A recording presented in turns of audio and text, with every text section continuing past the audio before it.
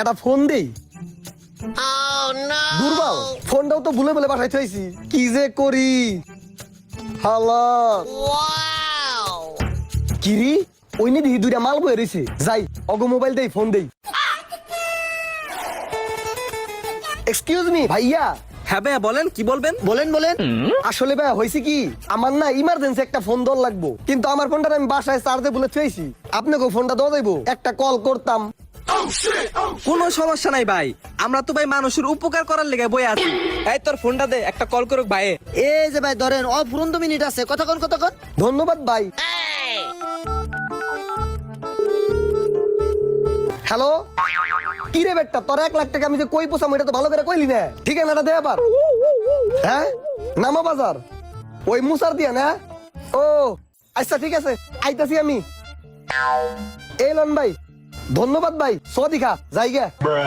ভাই ভাই দাঁড়ান দাঁড়ান দাঁড়ান, ভাই আপনার কাছে 1 লাখ টাকা আছে? হ ভাই। ভাই বাংলাদেশের যে অবস্থা এখন বুঝছেন, চুরি ডাকাতের অভাবই নাই। এক কাজ করি ভাই, আপনারে আমরা পৌঁছে দিয়াহি সেফ ভাবে, আর আমরা তো ভাই নামা বাজারের ওইদিকে যাইতাছি, কি কস? হ হালা গো দেহ তো টাউট টাউট মনে হয়, যাক দেই কি হয়।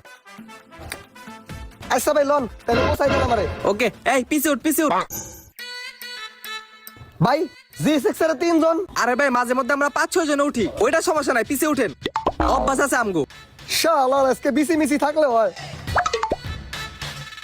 ভাই আরেকটু পিছে যান ভাই, বিচিতে চাপ লাগে ভাই। ভাই থামলেন কে, কি হইছে? ভাই আপনার কাছে যে 1 লাখ টাকার বান্ডেলটা আছে, আপনি তো পিছে বইছেন, পিছ দিয়ে যদি কেউ টান দিয়ে লয়ে জায়গা, দেশের পরিস্থিতি তো ভালো না, আপনি মাঝখানের জন্য দেন, তাহলে টাকাটা সেফ থাকবো। হ ভাই, আমার বন্ধু ঠিক কইছে, আমার কাছে দেন, পেটের ভিতরে লুকিয়ে রাখুম, সেফ ভাবে রাখুম, দেন। হ ভাই ঠিক কইছেন, তাহলে লন আপনার কাছে রাখেন।